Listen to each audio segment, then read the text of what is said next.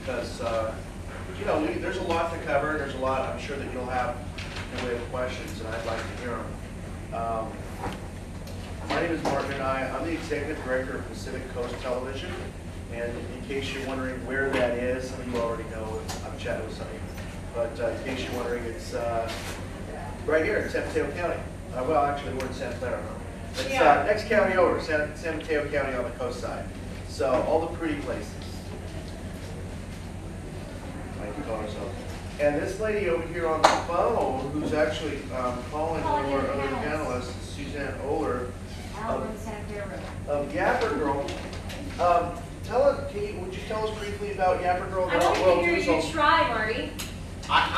You know what? I am completely clueless, and I mess it up if I can try. No, I like to make people squeamish.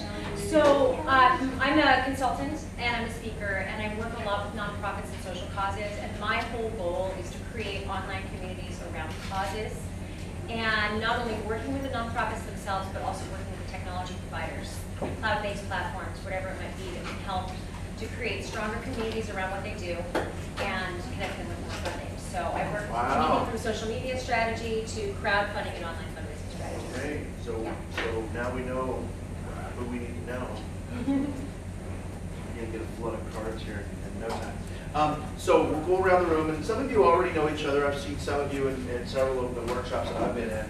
But let's find out who you are. And then if you don't mind, just tell me a little bit about why you're in here in terms of what you might like to get out of this morning. Yes, sir. All right. My name is Mark. I'm from KMVT.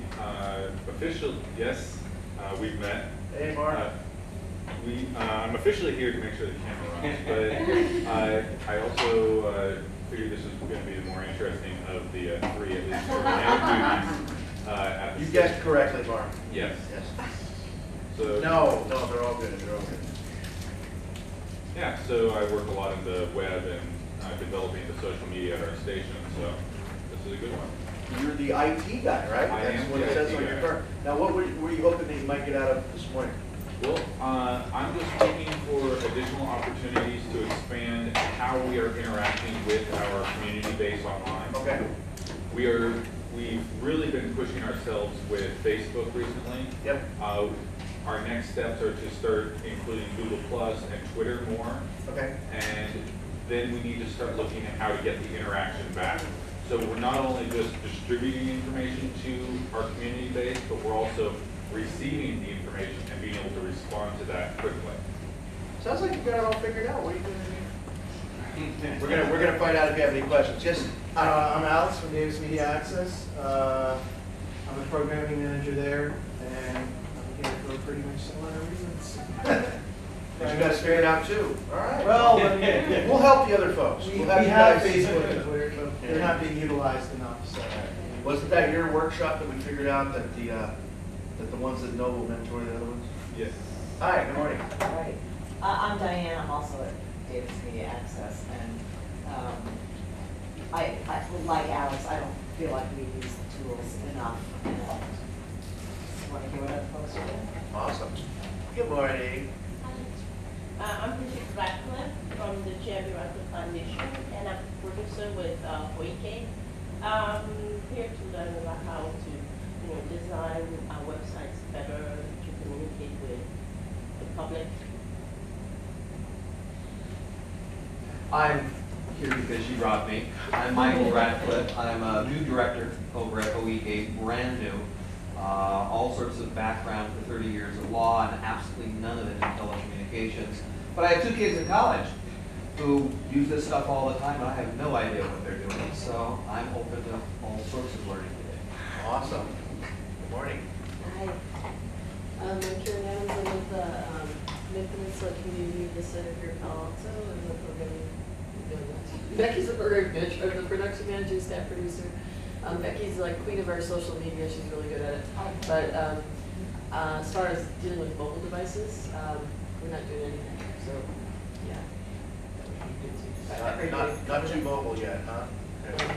Need some training wheels this morning. Yes, hi. Hi, I'm Kathy Martin. I'm a board member with KMVT, and I'm the treasurer. And I know that eventually this topic is going to have a big impact on our finances. And we'll learn as much Aaron Wheeler, Pasadena Media. I am the everything. And everybody wants to see.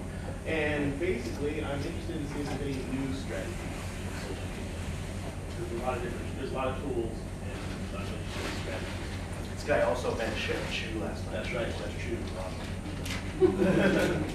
Hi, I'm Carol Gilbert. I work at the area community television in Massachusetts, and I'm here for some reasons. I'm Donna from Pack TV also, and we use a lot with social media, and Carol is our webmaster extraordinaire at the studio. But I'd just like to learn more, especially with mobile devices. We have a lot of different pieces out there right now with social media, and maybe thinking about how we can pull it all together, but also take the next step. And Massachusetts, by the way, is the Furthest east portion of the West region, and we appreciate being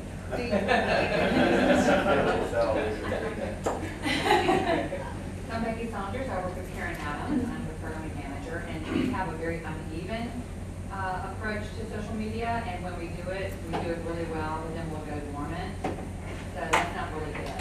So we need to be more consistent. a little bit of consistency, understood, yeah. And that is one of the keys, obviously, for anything, but social media per se, for sure. Hi, so my name is KMVT Commission. I'm Channel 14 out of Sacramento. And your name? Karen. Oh, Karen. And we don't use any of this. You don't use any of it? Karen, So can I guess how to I- implement the costs associated and, Yeah. all that good stuff. And I have a confession for you.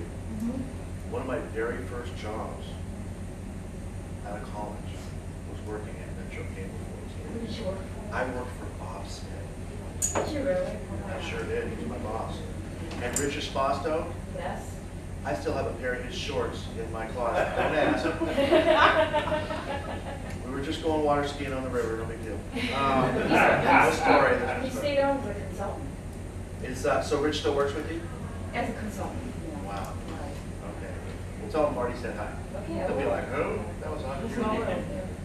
Yeah, small world. But I will tell you though that what I learned about the importance of G in pay, I learned chiefly at Metro Cable, and as far as that relates and how it integrates with the mix. So a lot was learned in your days. There's not been much progress since, so. Hopefully it'll change that. Well, no, I'm sure you guys are cutting edge. You guys are state of the art. Yes, hi. Without social media. We're gonna get that part We'll fixed. get there. We'll get that part fixed. Hi. Hi, I'm Michelle from KLTV in Longview, Washington. We're here crashing the party. Thanks for Yeah. having us. We're Northwest. using Facebook. We have our website. I'm in charge of all that. I need to figure out how to bring the community into utilizing more of our social media and kind of get the rest of the staff in on, posting on our Facebook and, so I'm here to learn a little more. Wonderful, thank you, welcome. I'm Julia Stacky. I am the program and training coordinator at Huike on Kauai. And I unfortunately don't have much to say in what goes on in our online situation, but Michael will attest our online presence is quite dismal at the moment. I am running the Facebook page, and I am a certified Apple developer, so I've been tinkering with one of the very first public access apps, or the template for. So that is a project, a pet project that I've been working on for a couple of years. So I do have interest in bringing Huike forward, but right now we're still way in the dark ages. Gotcha. I'm Don Pollock, Southern California, Laverne and San Dimas, and we have a very small operation. And so we have a website that we don't update quickly enough. We have Facebook, which we rarely visit. And we have a YouTube channel, which we occasionally are able to put stuff up on. So just kind of trying to see if it's worth it with such a small staff to move forward in the world of social media. My name is Quentin Martinez. I received a scholarship to attend this ACM conference. And my background is with site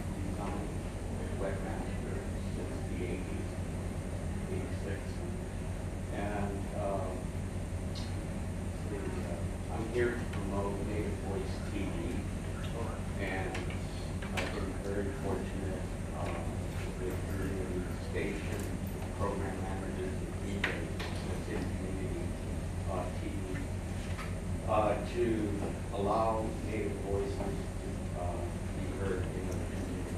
And I'm working throughout California now, contact is coming here on the East Coast.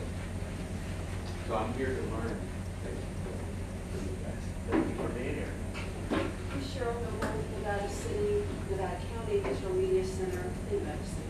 And ditto to everything that was said here, but I think I'd like to learn with all of the online computers, so many, which ones are more effective for us and the Digital Media Center, so that we can appropriate some time management, because these things suck you in, as you know. Yeah. And so which one is kind of the bigger bang for our buck? Each one has a different culture to it. They're like all different animals. Which one really is works best for the type of work that we're doing? Okay. And then we had a couple that just came in. Let's see. There he is. And then there was another one in the back. Maybe she split it. Sorry. The question is? Hi, Laura. Oh, Chris Rodrigo, Consequence of Television. And we're going to be doing so much more than just government access as we've been doing the last 15 or 20 years. So, all the tools need to be at our disposal. Yeah. Okay. Well, listen, obviously you're in the right spot, and obviously this is the right time. And I'm going to just start off, if I may. Oh, I think you can hear us. You guys can hear us, right? Yeah, we project, don't we? We do. I don't project. But if you are you recording this, and do you want me to get on the mic? It's doing room noise. If you want to bump up the audio on the mixer, that would help for the master. Yeah. Okay. Might be a little, just so we don't have too much hits. Okay. Well, if you need me to get on a mic, I can do it. But not on. Barely on. Barely on. But that's all right. It's okay. If you have trouble, let us I can know. speak up. We got it. We got it. This makes me look official, right? We look really official. So let me start off this way, and I'll just go ahead and say to you all that I'm really excited. This is a really exciting time. I hear a lot of worry from public access managers, a lot of concern about the future, about our place in it, and about a post-YouTube world. And I'm here to tell you that's a bunch of balderdash. It's a bunch of poppycock. Put it out of your mind. Don't worry about that. And I'm going to just give you a couple of anecdotes that have happened. I have a long background in public relations and advertising, in addition to television media. And so some things learned along the way, and then some things that are specific to what we do. In Pacifica, we had Al, good morning. How are you? How are you? He's actually been here the whole time. He just has magical powers. Before we continue any further, let's let Al introduce himself, the third member of our panel. Good morning, sir. How are you? Sorry I'm late, everyone had a bit of an emergency, but my name's Al Williams. I'm ex-TISA from Massachusetts, so I had a bit of a confuse. I'm from Northampton, Mass, which is in Western Mass. We do a lot of That's social. a long drive, dude. It's a bit of a drive. Yeah. So, but we'll talk a little bit about our social media presence and community media after. Well, and I was just going to start by saying, as we get into this, just something to kind of keep as a frame of reference. And I was mentioning this to a couple of folks yesterday, so forgive me if this is you've heard this. But you know, I heard, I don't remember, but I read that when television first came in as a medium, there were a lot of people in the world of radio and the world of film that were really upset because they thought that television was going to kill the movies. Anybody heard this? Like in your communications classes or something like that, right? And of course, what happened this last summer at the movies was the biggest box office in the recorded history of the movies. Now, you can argue for adjusted dollars, the Gone with the Wind did better than the Avengers or whatever by adjusted dollar gross. You can make that argument. But all told, there are more people watching cinema at the movieplex, at the cinema now than ever before. So TV didn't exactly kill the movies. Then, of course, when cable came in, they said, oh my goodness, cable is going to kill broadcast television. Oh no. Right? Did that happen? Not so much. Then, of course, what's more recent? There's a few, VHS was going to kill the movies, was going to, all these things. Most recently, it was, what's the latest one? The latest, the really right hot off the presses one is Over the top. Is hot. Over the top. Over the top, or specifically Netflix is going to kill cable TV, right? Oh my gosh, cable's going to go away. Nobody's watching cable anymore, right? Except 95% of the viewing population who are still watching cable. So, or satellite. But the point being that there's still, these media still exist. Now, in all fairness, not too many people are using that. What's that thing?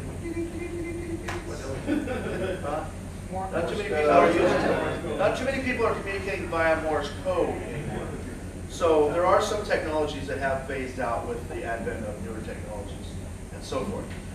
So I don't want to be too Pollyanna about it, but I will tell you that generally speaking, I think that the fact that we're here means that we're in the catbird seat. And what that means is that we have an opportunity to leverage the resources that we have. When you have that bully pulpit, which is television, I mean, how many online TV stations would love to have a cable outlet, even, albeit, let's say, just a local cable outlet? Believe you me, they'd love it. So the fact that you have that currently means that you have an amazing resource to be leveraged. So the question then I think becomes is that how do we continue to use this resource and then leverage that resource to reach more folks and to utilize the new tools, not just to reach more folks, but to help them use those tools as communication. Because let's face it, the earliest tool to me, what's the symbol for the Alliance? The drum. The drum, which by the way is still in use, although not so much as a communications tool per se the way it was maybe a few millennia ago. It's back in Hawaii. It is in Hawaii. All right, good deal. Back in Hawaii. Back in Hawaii. You brought it back. Bring it back. Bring it back. Old school. Bring it back to the old school. And don't forget the reservations. And the reservations. And over at Marty's house, which my neighbors will attest to. However, the point being that just that you have an amazing ability to leverage resources with social media and so forth. And just one little point that I'll use to illustrate that is, and we can talk later when we go around, I'll talk about what we do at PCT, which I'm very proud of and very eager to tell you about. But I'll just, rather than to tell you the nuts and bolts of what we're doing and how we're serving folks and how that's kind of come together, I'll just give you the anecdote, which is, recently we have a local kind of municipal shoot that we do for a local governmental client and who shall remain nameless. And for whatever reason, they decided that they did not want to have the television coverage anymore. These folks just happen to be what we call south of the slide, meaning in the southern part of the county, where there are very there's very little cable penetration. So to be honest with you, I didn't think anybody was watching us, even though we do have the Facebook and we do have the streaming, we have all these online communication tools. I thought that because this particular thing was in the southern part of the county and most of those folks didn't have cable, they wouldn't necessarily care about what we were doing. Much to my surprise, what I found when I went to the actual meeting where they were actually considering whether or not to discontinue the television coverage was a room, packed room full of people who not only knew who PCT was, but who knew who I was by face and by name, and were very appreciative of our coverage. and almost none of them had cable. They all found us through other means, through Facebook, through some of our other social media outreach, through YouTube, and or through our streaming. Blew my mind. So just keep that in your mind that that these tools are just another way, again, to leverage resources and to bring people in, and and in many cases to attract folks back to cable. Because since we've been doing some of this, many phone calls have I received where folks have said, "Hey, you know, I'm watching you on the YouTube and all that, but how can I get you on TV?" Well, let me tell you, I feel like a Comcast salesperson. So, so just think about that, and then we'll talk about how we can use those tools to really help folks. And I think here to help us do that is my wonderful cohort here, Suzanne. So what do you think? Well, I think the opportunity you have now, I'll give you, my background is not in community media. That might be a positive. It may not work in my favor in this room, but I actually think that it makes me more of a consumer of the services that you provide. That different perspective may help you. I have had some exposure with programs with both Creativity here and KMVT. I've done a little bit of work with both of them, so I have a little knowledge. But when I look at the opportunity that you have in your local communities, it's not to keep it in the family, it's not to keep it local. Your local penetration, the ability to have people in your local community stay informed through you is important, but you now have the opportunity to expand beyond that, bring interest into your community from outside, and I'm not talking the next town over, I'm talking international. And the way you do that is by understanding there isn't just one way to communicate with people now. There are many ways to communicate with people. And if you look at your demographic in general, I'm going to bet that demographic isn't just watching TV or just watching YouTube. They may, depending on the day, depending on their schedule, they may capture their content from any of many different ways. What's great about being online is that the sky's the limit. And you can take content that you've created and developed in a studio, and you can share it on cable, but then it can be repurposed and shared across many different channels, whether you're using Vimeo or YouTube or through Facebook or any other means. And so you've got to think of this as, okay, now don't think about the work involved, because the fact of the matter is you're all overworked anyway, right? How many of you have enough staff to do what you feel like you need to do to keep afloat, much less move forward? Raise your hand. We've got one. People from Massachusetts. Not surprising. So we all know that you're staff constrained except for one of you. But I'd like for you to take a look at how you can use social media in general and the new channels to actually leverage that staff and leverage the content to reach more people without having to add more staff and without having to work more. One other thing I think we all really have to realize is that, Marty talked about television coming on and the whole negative is going to destroy the movie. It was going to destroy everything too. I think actually when the first automobile was invented, that was going to destroy things too. Really, we're okay now. But there's an advantage that comes with using Facebook, using YouTube, using the social channels in general to get the content out there. It's not a one-way medium. You control the content initially when it's created, but once you put it out there, it's a two-way street. You have access to understanding what works, what doesn't work. You can engage those audience members wherever they are in creating your next generation of content. So if you're listening, you don't have to listen very hard if people are commenting or if they're viewing. You know what's working or not. If you put out video content where you know you have a spike in traffic, do more of that. It's as simple as that. Analytics are important, but there's some logic that comes with just looking at the trends and realizing that when you put out any types of content, it may be the content you actually don't think will get a bigger audience, it might, and then go source more of that. Bring in more clients into your studio. Develop things internally for that. And you've got to think of it as this two-way street where you can get access to information about viewership that you never would before unless you were Nielsen rated. You mentioned views, so I've been doing native voice shows on YouTube, and I noticed exactly what you're saying. There's views. Some are immediately 5, others are 50. So, but views, is there a way to take those views and get where they're coming from? Like, let's say, are they coming from back east or With analytics, so are you putting them up on YouTube? yes. So you can use Google Analytics, and it'll tell you what type of device those views are coming from. It'll tell you what region of the country, what region of the world it's coming from. All that information is accessible, so you'll see who you're reaching. You won't see specifically who you're reaching, but you'll get the demographic information. Is that free? It's free. Actually, and I hear that there's going to be a presentation by Google at lunch. I think we'll probably hear a lot more about that. You're going to learn a little but bit more about it, yeah. Google Analytics is free to anybody, and then there are also additional Google tools that are free to nonprofits. I'll give you one real quick anecdote, but just as it relates, we have a producer who does a show called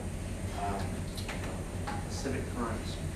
And so when he first started with Google Analytics, he was noticing, you know, what the trends were. Mostly it was us watching us.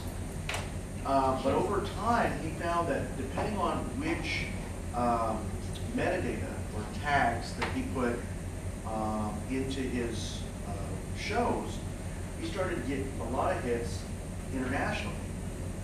And it just so happens, so we're in the San Francisco Bay Area, so it just so happens that we found out that because Pacifica, for example, is a big destination for hikers and for folks that are trying to do outdoors kind of things and want to travel the coast, or can be, that when he listed those things, it not only did it bump the number of hits, but when he did like the Pedro Point walking trail, for example, one show that he did, he got 30,000 views on a show that I would bet maybe 150 people locally watched. I'm just pulling that number out of the air, but let's say not a lot of local folks even watched. But he got 30,000 views on his YouTube, which of course tags back to the station, goes back to our website, and actually tags back to us. And actually, in our case, because our city and our county are very interested in ecotourism and bringing folks out to the coast and on developing ecotourism as a way to become more sustainable, when we were able to take these results and realize and actually analyze through the analytics what we had, we were able to then formulate a plan that we then went and took to the city, which demonstrated for the city what an amazing investment that they were making in us at a time when they were cutting everything. I'm talking about 2008, 2009, when everybody was cutting everything, and all of us were on the chopping block, and we were all going, oh my goodness. Our city somehow, some way found the wherewithal to continue funding us, and not only continue funding us, but continue funding us at a higher level because they saw this amazing investment, none the least of which was because of what we were doing online, with the online engagement. Can I add something to that? Please. I think this is the first I've heard of this, but there's a natural next progression to that. So clearly, you were bringing new eyeballs to Pacifica because of the video content you push out there, because it's searchable. But there's a natural next step with the city, for example, and that would be you have a stronger partnership, you produce more content like this, because clearly it's working. And then you take a step further, for example, on your Facebook page, and you do some sort of a contest. You create some sort of a campaign that converts those views into action. The action could be something where you drive people to visit Pacifica, to go on a hike, and you track that in some way. It could be from the local community, it could be from the greater community, and you find a way to track it through some sort of a contest or a campaign. You can report that data back to the city hopefully keeps you more funding because it's working and they're justifying it with their with their tourism dollars. But it's taking it a step further. You've got that data, and then you can create a real business opportunity out of it that's incremental to any business you've ever been able to do before. In our case, just to that point, in our case, we did two things. So we developed an ecotourism plan that together with the Chamber of Commerce and the city, and now the Chamber of Commerce of Half Bay and some of the surrounding mid-coast, that takes into account some of these media. And specific to the point of a contest, we now have a contest called Coastside Magnified, where we're actually engaging youth between the ages of 7th grade through 12th grade to create 2-minute interstitials, basically 2-minute videos on what a wonderful coastside we have to live and play, that then we intend to create a viral campaign around. And of course, there's a $1,000 prize on it for the youth who participate, so that there's a little whip-em for them, but also that we take that media and then help to propagate that media, not just on our channel, but through these different additional channels, YouTube being one, to continue this momentum that had been started. So it's really exciting.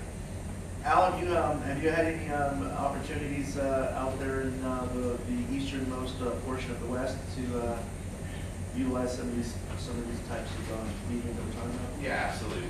We have what I think is probably a pretty traditional social media strategy in terms of the tools we use. So we're using YouTube, Facebook, and our website as the prime outreach tools for what we do. We managed to be pretty successful about it. We won Best Website in ECM 2 years in a row, collecting something $300,000. We have about 2,000 Facebook likes on our page. This is a community of 28,000 people, 10,000 subscribers. That's sizable. We do fairly well. So we got about 2 million hits on our website last year.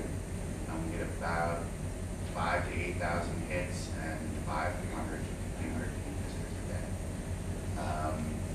Can I ask you just quickly, Yeah. how do you feel that just having that presence, because that is staff time, somebody's got to manage your pages, somebody's got to work on that. How do you feel that the investment, there are managers here that are saying, look, we're already inundated. How has that come back to benefit you? Can you give us any tangible examples? Yeah, we've seen our numbers dramatically rise really since we have really amped up our online marketing strategy. And that's the use of our facility. It's tripled probably in the last 3 years. Really? It's hard to say there's a direct correlation between those two things, but they are either coincidental or. Are there other factors that you can readily point to? Well, we're a 6-year-old organization, so we've been growing every year, but there was a fairly large jump about a year and a half after we started our online interest marketing campaign. So we'll say that a lot of it does bring people through the door. It does engage community. There can be a lot of frustrations with it. Are there any community media centers out there who are concerned about having too much social media or online presence because of their conservation? Okay, that's great. I not answer that, but you keep mentioning Facebook. I'm putting out on Facebook, all the social, Twitter, right, all that. It's all everything that I put out that you have to do. So, if you have mentioned Google Plus, and I see that for me, from my perspective, Google Plus seems like they're moving more and more people are moving from Facebook towards Google Plus because of the tools that are the look of it, maybe the user friendliness.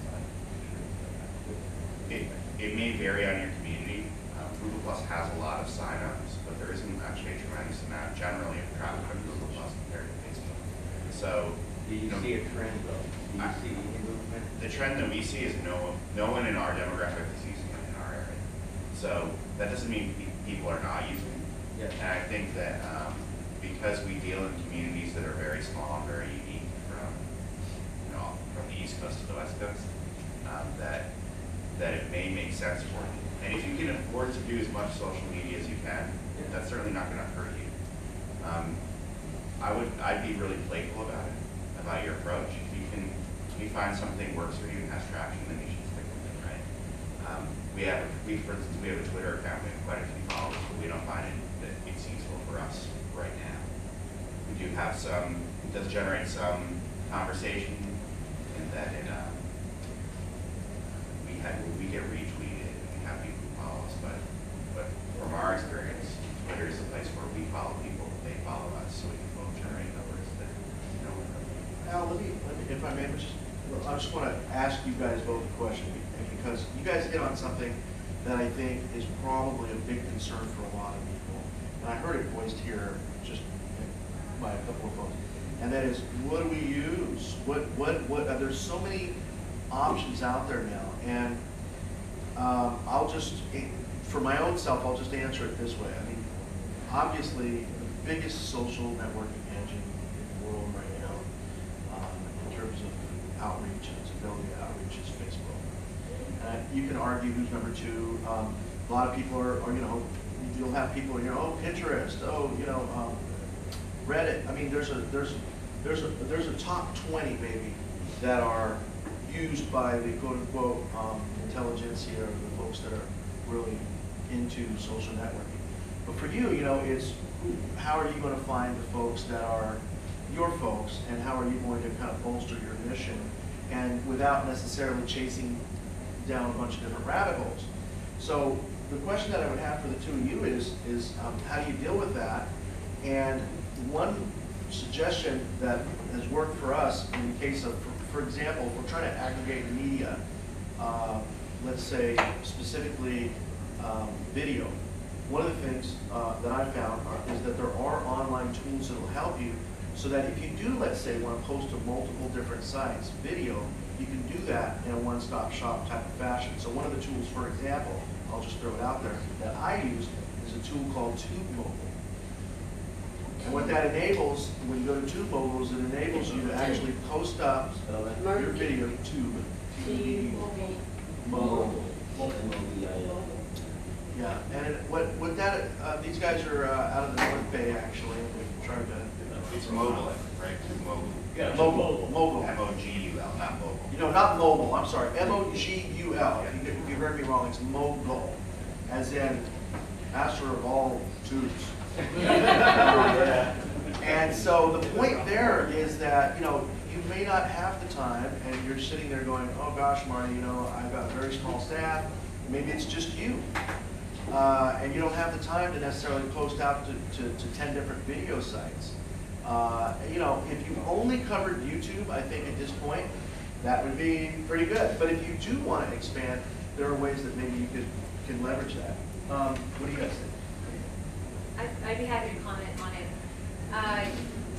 You need to pick the channels that make the most sense for you, where you would staff the time that you have. Do not try to be everything to everybody, because you're going to fail everybody and you're going to fail yourself. So if you think that you can really make an effort in one or two channels, pick one or two channels, I think I could, just for everybody in this room, I wouldn't lead you astray and say you should be on YouTube and you should be on Facebook. Don't do anything else right now. If you're just starting, or if you're really trying to beef up your social media, do that. There's 1 billion users on Facebook all across the world. And YouTube's got, I mean, every day there's a couple hundred million people viewing 4 billion videos every day on YouTube. And you're in the business of video, so that's logical.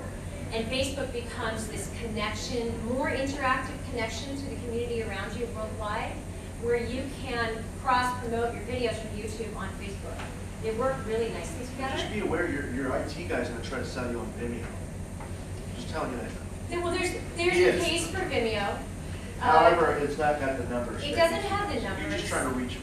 Yeah, YouTube has the numbers. And there's an example that came up not too long ago of even just a business that created a stir and got a lot of views with a video on YouTube. And I'm not talking about what does the fox say. I think that's a couple 100 million views, and I can't get the song out of my head. Anybody else? You're gonna have to bring it up if they haven't heard it yet. Has anyone seen the video that was put up by the Thai telecommunications company? It's called True Move. True Move, and it's about a 3-4 minute video, and it has absolutely nothing to do with telecommunications. Right. And what they did is in Thailand, there was a young kid who was stealing medicine from his sick mother, and he got scolded, and this guy kind of took him under his wing, gave him medicine, and then over the course of years, you know, you see this family grow up, and this little girl whose father had done this. I don't want to spoil it for you, but the father ends up in his later age in the hospital, and she doesn't have enough money to pay for it. And you might guess it that the doctor is the young boy who was stealing medicine from his mother. And then all of our tears start to flow, and he wipes clean the bill, saves the father. This was by a telecommunications giant in Thailand. It's got subtitles. It was rolling around Facebook like you can't believe. And you know, it wasn't the best video, I'll tell you what. It moved too slow, it was too long. But it's got, I checked yesterday, I think it's got 13 million views, and about 8 or 9 million of those views came in the first week it was launched. And so people like to share things that they engage with, that they connect with emotionally. Think about your ability to do that for your own work that you're doing as a station, but also for your clients too. So that's one way you can look at YouTube. You're not necessarily going to get the 13 million view mark. You might, you don't know. You don't know how many of your clients have fantastic content, and you need to just help them get it out there. And then all of a sudden, you really put yourself on the map. One other thing I'll just mention though is if you're going to focus on these two, Facebook and YouTube, you may have a niche that you should explore through another channel. If you find that you have a heavy female demographic, if you're working with a lot of maybe businesses that are craft related, I'm trying to think of all the things that just, you know, anything, if you've ever, has anyone, raise your hand if you've actually been on Pinterest before? Yeah, there are a few. I mean, you can go to the homepage of Pinterest and know it's fashion. You know, it's crafts. There's a lot in the education community on Pinterest. So if you're doing stuff with education and teachers, that's something to consider too. If your demographic fits this heavily weighted toward female demographic, and you're doing programming that fits there, do consider making that one of your primaries, because not only is Pinterest about photos, it allows you to pin video. And what happens then when you pin the video, if the video source is your website, or possibly your YouTube channel, when people click on your video, they come and they bring traffic to your own media. And so if that is your demographic, consider it. But again, don't spread yourself too thin, because if you spread yourself too thin, you won't do well anywhere. Nobody wants to do that. You don't want to waste your time. You know, one thing on just the point of when you're posting video, and I think this has been extremely important for us because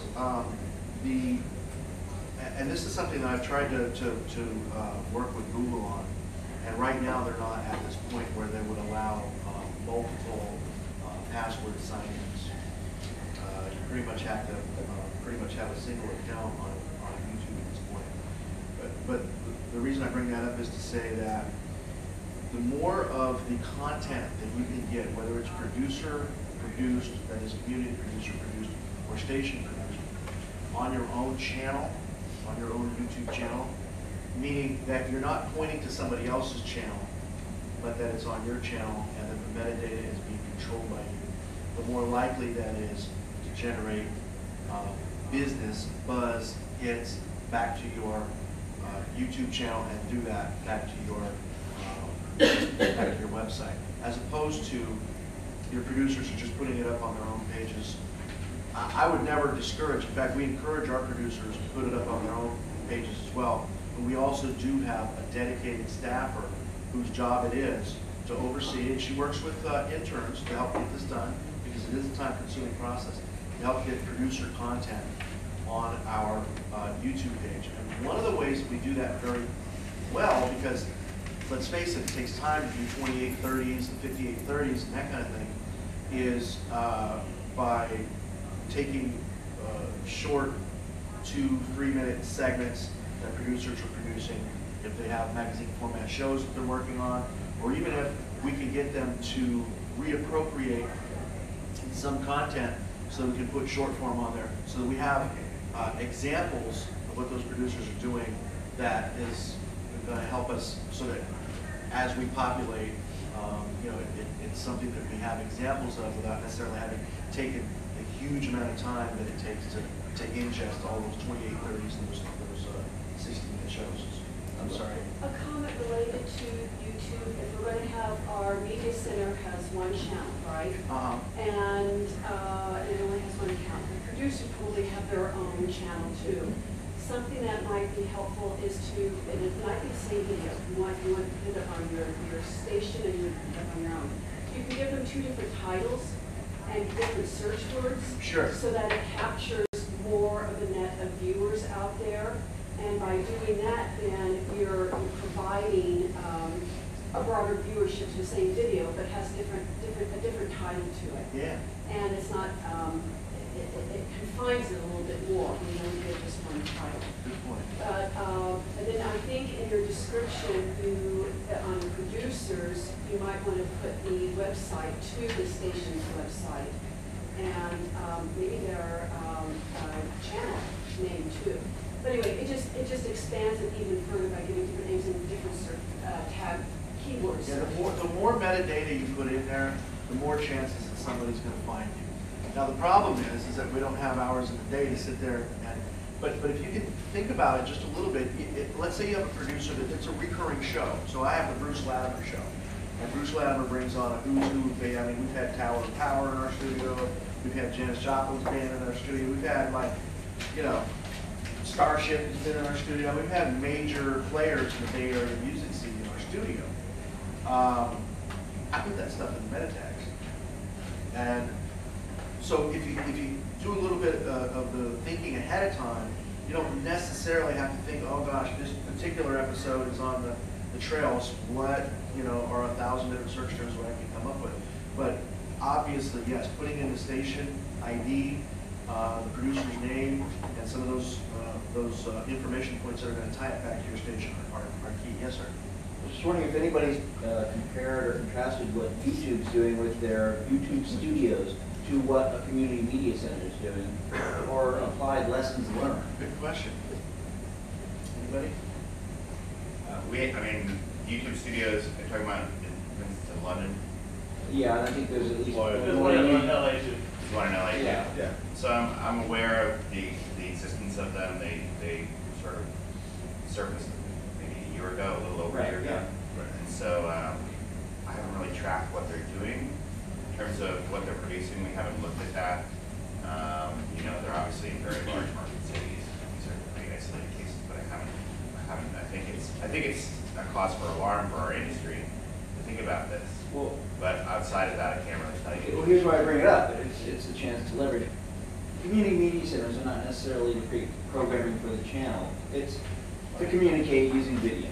Yeah. Okay, so we in effect fill that niche. I would argue that and video, but make that part of our yes, but make that part of our branding is that we help you communicate. And yes, there's a channel, but there's also the world.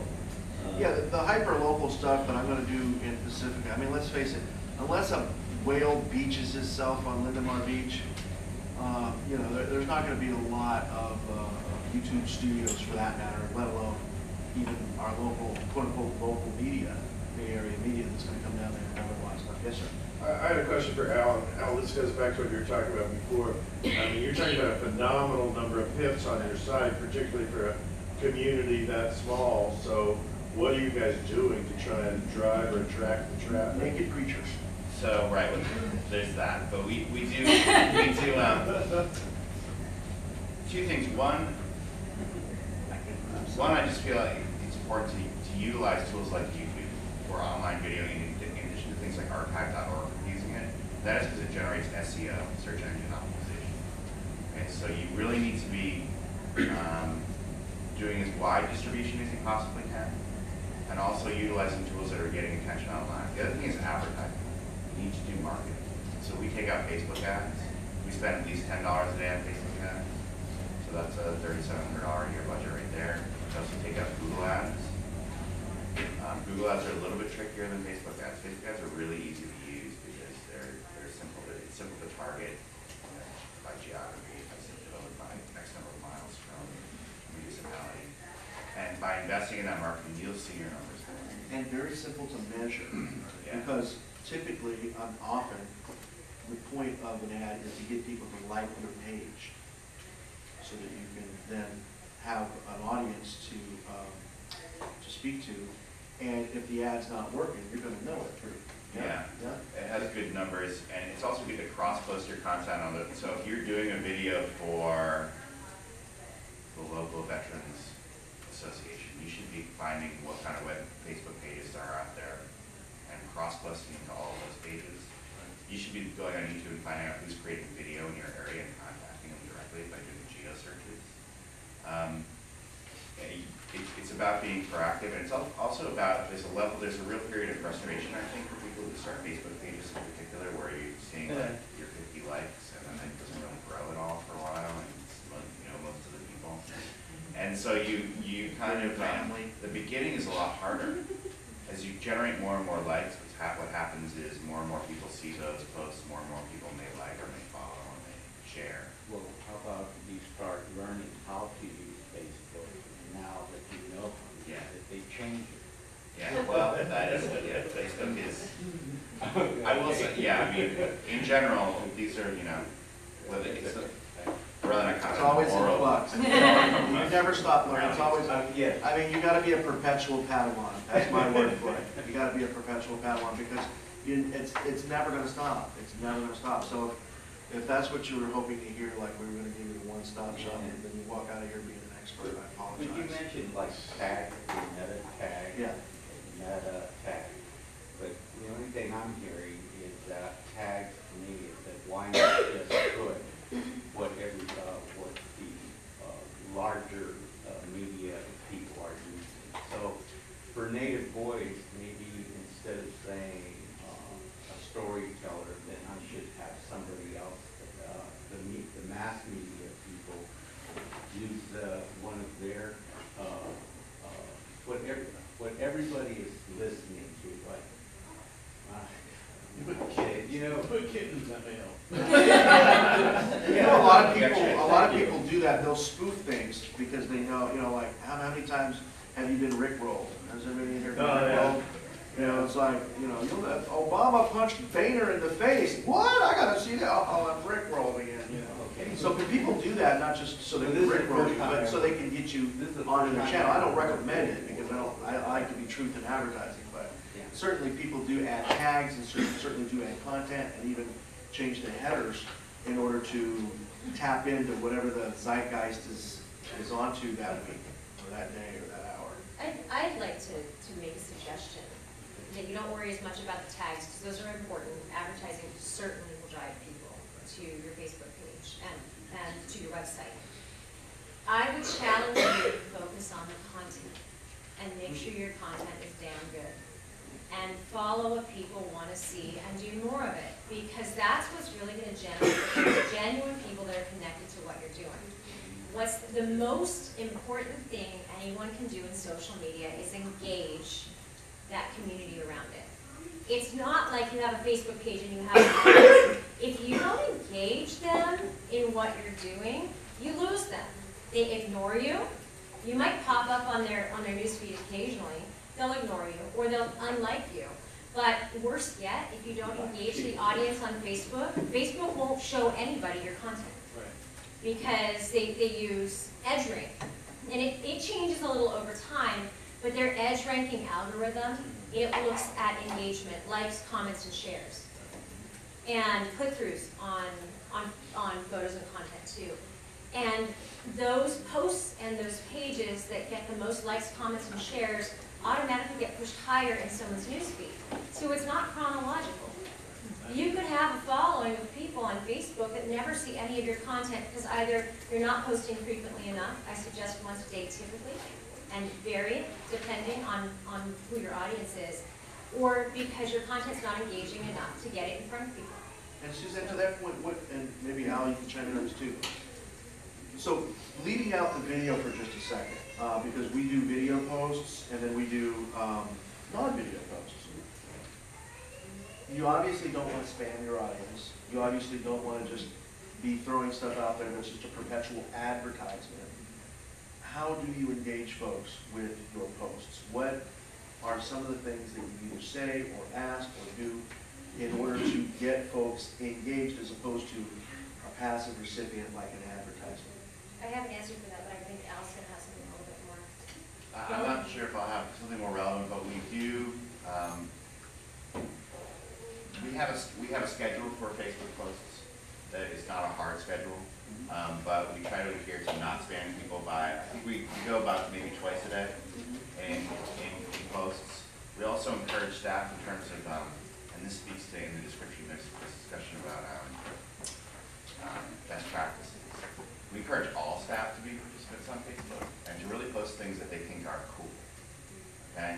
It's a very generic sort of suggestion, but we're trying to engage people in interesting and fun and quirky things. So we'll post, we're not just posting videos of what we do, we're posting video of this new toy multimedia. It's a new GoPro camera, or it's a video, it's an innovative video, or it's a trick for people to use.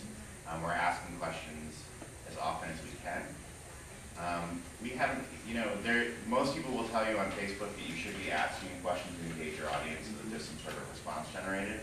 It can be an awkward thing to do because you end up, you don't know what questions to ask, and so you end up asking things like, you know, what's your favorite thing we do? And people may not necessarily,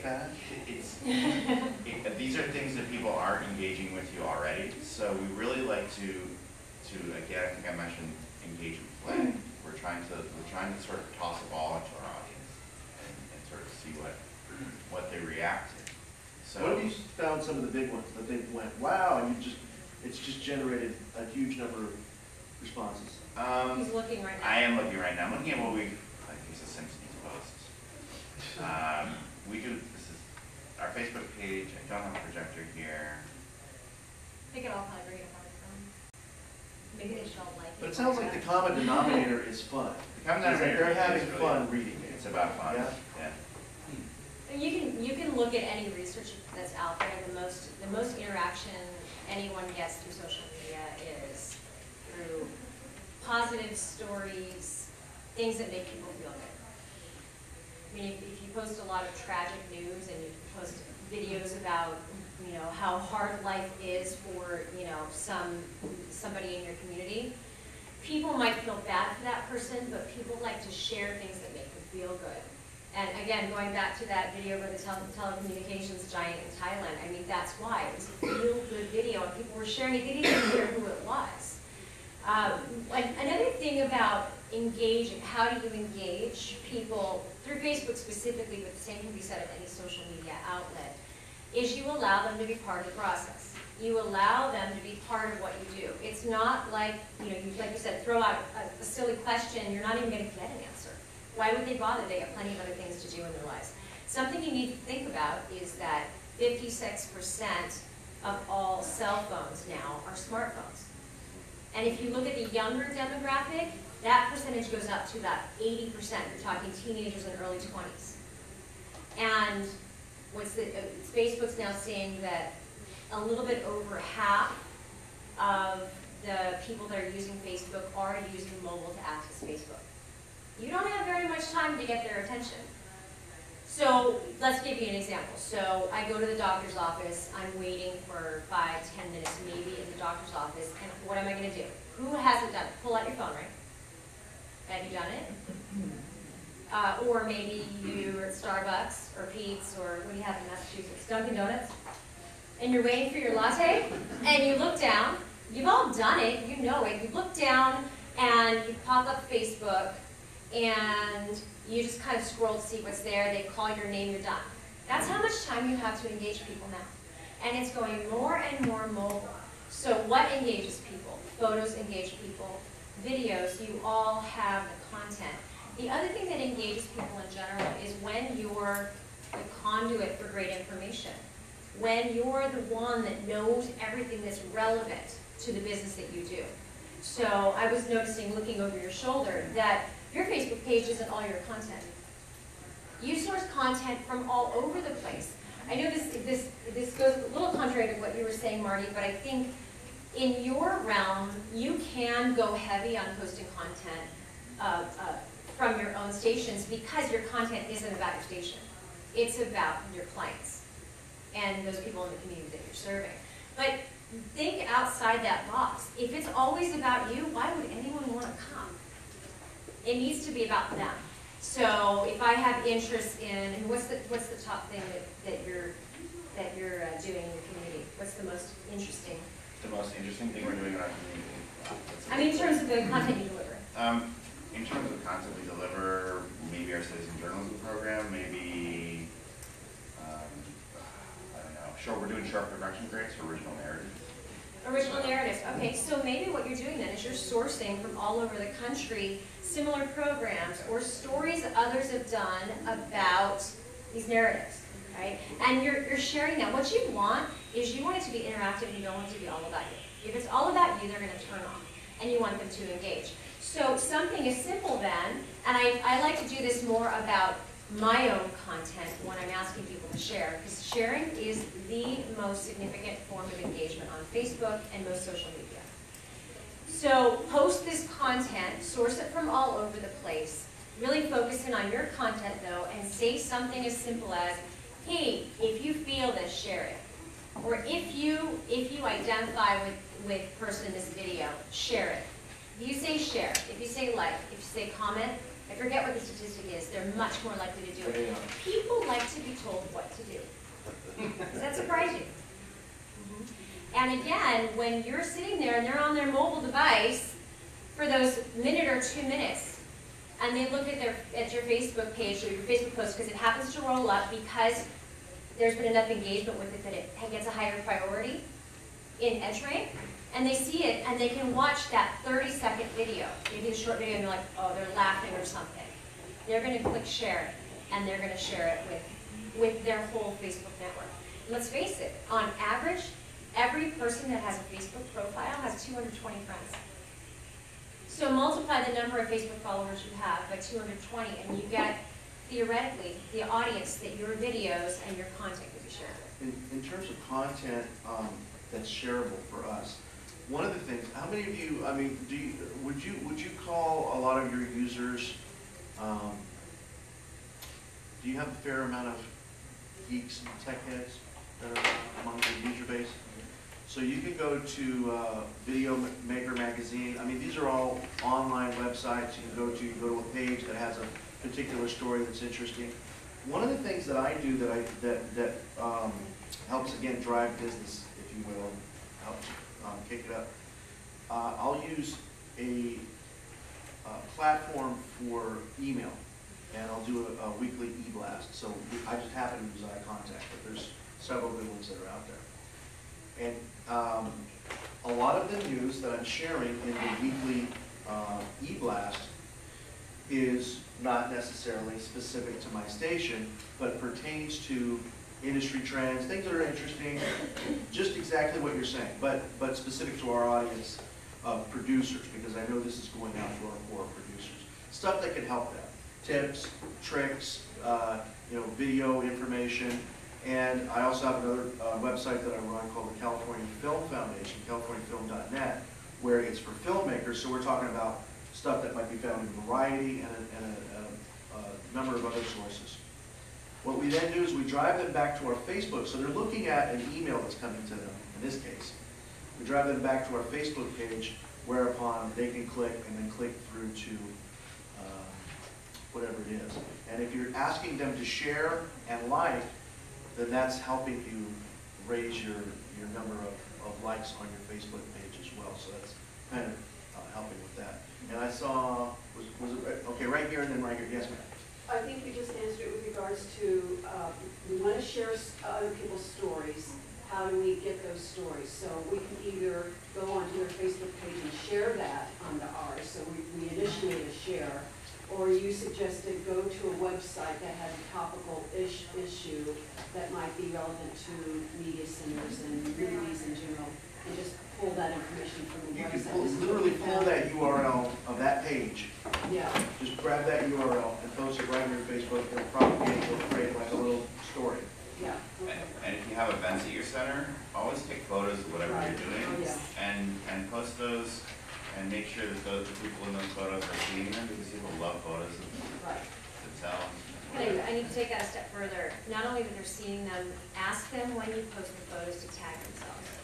Because if they like your page, they can tag themselves in it, and then it shows up on their wall and in the feeds of many people that are friends with them And then, and again, he's absolutely right. People love, why would people go to, if you send, say you have an email communications, and you send out the weekly or monthly newsletter and say, hey, check out the photos of our event.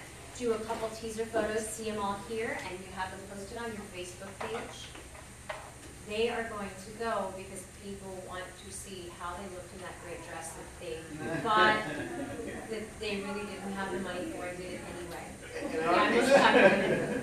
In our case, we have a social networking website. So our website is based on a Ning platform, which is itself a networking engine. So sometimes I'm pushing them to our Facebook page, and sometimes I'm pushing them to our website, but with the same goal in each case, which is I'm going to give you a couple of photos. We just did the Pumpkin Fest last weekend. I'm going to give you a couple of really cool photos in the e-blast or on the Facebook, and I'm going to cross-pollinate those two things. So I'll put a couple on the Facebook, I'll put a couple in my e-blast, and eventually I'm going to drive that back to my site where you have yet another opportunity to sign up, and I can capture those viewers and hopefully convert them into either supporters, financial supporters, or convert them into users of the facility. Yes, sir, back here. Yeah, a real remedial question, because this is extraordinarily new stuff for me. Conversations with my son, who is of course a Facebook user, and he will say a articulate woman of substance will have 3 likes, whereas one of his compatriots who shows a lot of flesh, all of a sudden will get 4,000 likes, right, or 4 million likes because there's, breasts are hanging out there. What I'm hearing at this point is sort of, we'll post whatever it is, dancing kittens, whatever it is that, are we looking at, we have a pretty balloon that people will look at and then it pulls it into our site, and then you actually try to get the content of your community out? I think, yes. Short answer is yes, with the caveat being that in this case, we're not necessarily posting kittens or breasts, but something that's relevant that pertains to the audience that we're trying to serve, that would hopefully also engage them. I think what you've got to keep in mind, first of all, you should never stray from what's authentically you as an organization. You have a mission, you have something you're trying to do in the community. Don't post content that has nothing to do with what you do. That'd be a waste of time because the people you're going to get to follow you aren't going to follow you for the long run because you're not delivering anything of value to them. If that's what they're looking for, if they're looking for kittens, I won't comment on the other. If they're looking for kittens, make sure those darn kittens are in a video about the animal shelter. And the animal shelter is a client of yours or it's a community piece, and you headline it with a kitten and you have kittens everywhere, and they go there because everybody likes pets and kids. So people have a predisposition to click on those kinds of things. Maybe what you do is you do something funny and silly rather than post a screenshot from the video itself. Facebook's just made it really easy. A great change they made, it's long overdue, is that when you upload a video on, or actually if you upload a link, for example, on Facebook on a post now, it used to be you got whatever they grabbed of a screenshot of that video or that website. And sometimes if the websites are not set up right or the cover shot for the video isn't right, you get this ugly, dim, not eye-catching, not vibrant image. People want to click on bright things. So now you can literally put in the link for a video into your Facebook content, and then it gives you the option to change the photo associated with it. So maybe in that case you get creative, and rather than just having a boring screenshot from the video itself, maybe you just take a stock photo, which you can buy pretty cheaply, of a cat or a kitten, or you have your own, and then in Photoshop or PowerPoint or whatever you have access to, write something silly about it in big, bold letters. A few letters, something to make them laugh. And put that there and get them to click through, and then they'll view it more. You've got to be creative because it's been around a long time. People are getting really bored unless you do something a little bit, something they're not quite expecting. So be creative and be colorful and vibrant. And you're never spamming folks when you're delivering that is in relation to your core mission and something that they liked you for a reason. You know, and chances are it wasn't kittens or body parts. It could have been that they liked the fact that you're a community media center, that you're doing something for them in their lives. And so the core stuff that you're delivering on there, even if it wasn't content necessarily that you generated, but it was content within that wheelhouse, is going to not be spam to them. It's going to be a value added to their life and therefore not boring. We have a Al, did you, question. yeah, we have another question over here. Al, did you, anything you want to chime in on that? No. You did, yeah, but, okay, yes, sir. I kind of wanted to share things that we were doing that I was doing at our station. Sometimes I just did things and I got in trouble for it later. But if I share it first, I might be able to present it first, pitch it out. What I would do on Facebook is like we would do I would go take a picture out of somewhere part of the town, and ask it and say, hey, what is this place? And if whoever had the right answer, their name would be displayed on our channel. And so because we streamed, we were also able to put a link out on Facebook at the time we were going to present, because it was usually during bulletin board time. And so we would put the stream. So we'd have either people can go to the channel and go see who won, right? You know, if it was just their name, hooray, good for you, put a little video, put their name in there, and it's kind of get them engaged. And so of course you get this list of people, it's this place, no, it's this place, this place. So you get the community involved, and then they're waiting, and then then they have the link directly to, because we use YouTube to stream our live channel. So either we can, it's easier to get our numbers from YouTube than it is from the actual channel, because chart ridiculous. But the fact is, it's getting engaged. Be playful with them. Be not just an entity, but a personality. And that's what helps a lot. Is if you're being playful with them, and then also being in direction of a place where they know they can get important information from. I like it. Yes. One thing that worked really, really, really well for me several years ago, and this is a super easy trick for basically any access center, is everybody's running a basic field camera class, yeah? So take the field camera class, the whole thing, just front to back. The next day, just kind of like whatever, later get in close-up shots, you get all the buttons as you're explaining, this is the zoom, blah, blah, blah, blah, blah. Cut it up into many pieces, like 10, 15, do a series. And so I ended up with this GL2 tutorial series that, I just stuck up on Facebook and on the YouTube channel for the station, figuring, okay, well, if the producers get home, they can then actually use this, and then they can, have the class as like a refresher. Oh crap, I forgot how to do the white balance. Oh, there it is. And so I made this series of GL2 videos, and then I don't know, I checked it like a few months ago just to see, and they're up to like hundreds of thousands of views. Wow. I mean, it's a lot, because a lot of people use the GL2, as it turns out. And I'm guessing a lot of people probably use whatever field cameras you're using. So just take the class. Take the class, put it up there. It's a great resource for the producers, but it also brings a lot of traffic. A lot of conversation around online tutorials, and not necessarily, to replicate what you're going to do when you bring them into your studio, because some things you just can't replicate, even if you wanted to. But that's an excellent example of it. I got one right here and one right over here, and then, if you don't mind, what I'd like to do is just kind of survey where we're at and see if we're kind of hitting the mark for you, if we need to move in another direction. Yes? Mine's more of a kind of a minor comment and observation for something the gentleman in the back alluded to, and some other people have brought up here. And there's a bit of a tension between generating something that the audience wants to see, just for numbers, versus what I see our job is to help people tell the story they want to say. So it's not necessarily what they say is going to be popular, just a small observation. I'm sorry, let's make sure I'm understanding you. So you're saying that the tension is? Creating things that the audience wants to see versus what users want to say.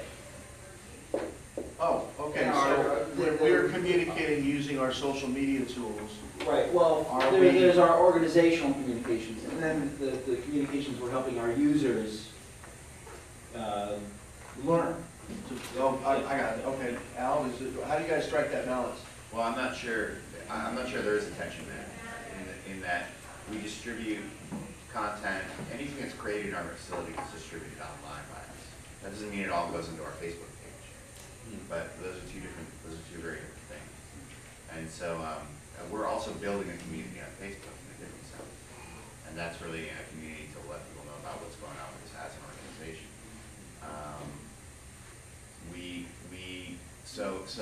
We don't discriminate at all in terms of what goes on YouTube or our website. Everything goes on YouTube and our website. So if that's your concern, I think you should, you know, it's something a question you should ask yourself if possible. Yes, ma'am. It's another comment with regards to Aaron when he was talking about the Facebook contest. That's new for Facebook to allow your fan page and business page to do contests. You used to have an app to promote and do a contest. So with that in mind, you can do it on your timeline. Yeah, no, it's actually, it wasn't really a contest. It was just a picture. You know, just all you do is plug in a picture and say. But you still had a winner to show on TV. Well, yeah, but that's just a link. So it's not, because they don't really win anything other than acknowledgement that you got it right. There is another idea that taking that one step further is to do contests. And you can have a photo that says, put a caption on this, and the winning caption gets to be, will be notified on TV or on stream. And there's a lot, and you can get more likes that way. You can post several things, whether it's a photo or a video, and ask people to share it. And if we get up to 200 likes, you can collaborate with the business that they'll give them a free lunch or 20% off. So then you're collaborating with somebody. But the fact that you can do contest free on your business page opens up to what we've been talking about for engagement. All right, I got one for you. Are you ready? This one's for free, y'all. I'm giving this one out for free. This is what you came here for. Are you ready? It's the Make Our Promo contest. You're welcome. Can I ask, I feel like we're missing something here. There are unlimited ideas in social media, unlimited. And I suggest that people continue to take small risks and see if it works. But I heard from some people that they're concerned about having the time to do it. Where do you find the time? How do you deal with your staff? I think we should spend at least a couple of minutes on how do you actually make it happen. Good point. And while we bring that point up, just right at this point, what I'd like to do is just sample. Are there any other kinds of, because we've spent a considerable amount of time on, you know, what does a YouTube post look like? What does a Facebook post look like? What are those kinds of communications like, and what are you trying to get back and forth from an audience, which I think are very good places to go. So with this question, are there any others that we would want to just throw in at this point into the mix, because maybe these conversations will dovetail? Yeah. A couple of things. Blogging, is that passe? Video length. Okay, blogging, very good. Video length, what is the optimum? That's a great question. Mobile devices. Anything new to aside from getting Facebook on the phone kind of thing? Okay. Anybody else? Because I mean, I'm just going to try to get them all on the table right quick so we can maximize our time. Yeah. I used to build websites using Freeway, and they're just kind of like, I have to create everything and put it on. Whereas I spent all this year learning how to use WordPress. And now I really believe that WordPress, you can develop websites like Freeway. And there's a community, a world community that has incredible free plugins and forums to help you design your website. Yeah, there are several user kind of generated tools now. WordPress has become more open source, and then there's Joomla and there's Drupal. There's a few of them now that are kind of more open source, where there's a community of users that are there. But that's another good question. I don't know if we're going to be able to get to website development in this one, but it's certainly something that we should look at. Yeah, at some point, if you could talk about staff time, demand on staff, if additional people are to be hired. Wait, there's more. The amount of training it takes to be able to do this in an effective manner, because you don't want to start something and have it fall on its face, so you want to be able to do it right. And the other thing is, I haven't heard anything about developing policies for users, and is that a concern, or ought it to be a concern? It ought, and with respect, at least in the interim, if you are controlling that spigot, so let's say you have a Facebook page versus a group, which are two separate ways to go about it. Page meaning that you have more control over content that's put underneath your name. At least in the interim, while you're developing policies around community uses and what kind of staff time and so forth, that's one way for you to be a little bit more controlling over the content that comes across your page. Because there's a difference between a group and a page, and the group being a little bit more permissive in the sense of anybody can chime in with anything, and then you might have to go and have a problem cleaning it up after the fact. I can make a suggestion on the policy piece. Just search organizations you think you have similarities with.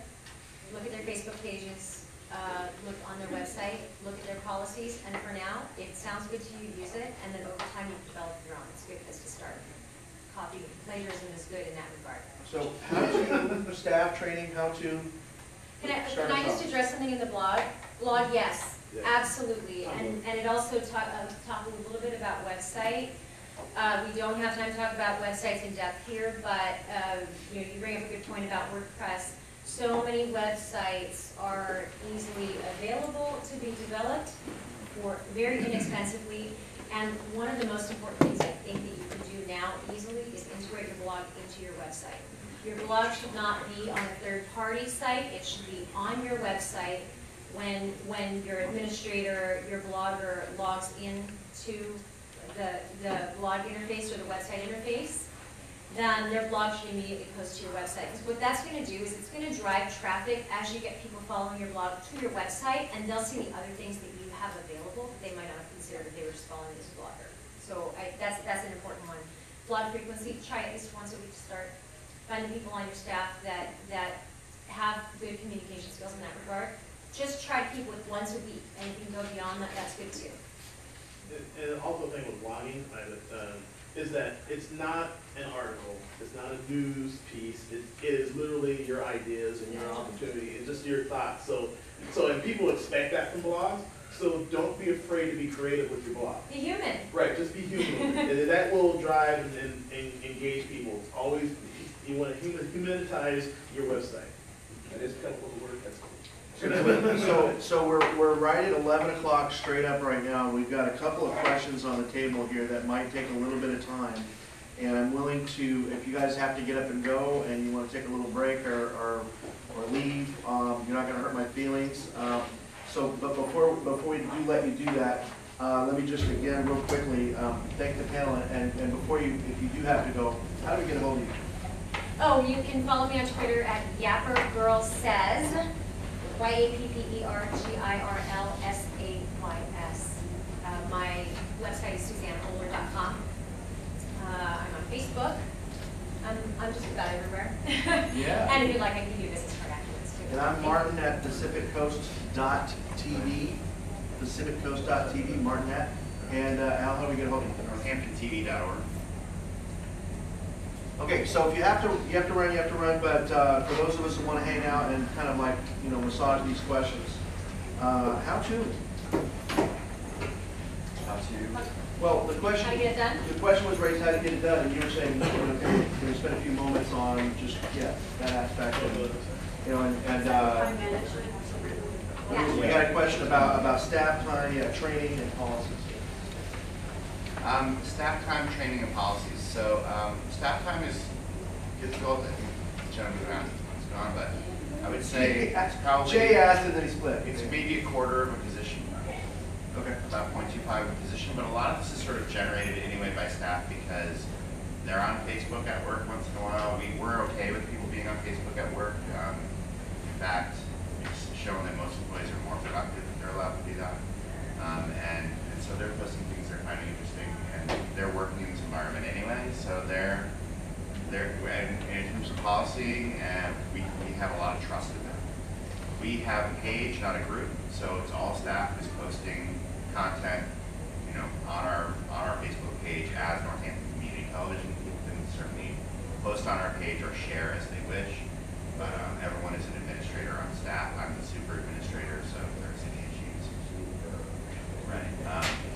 So you don't necessarily have a lot of extra staff.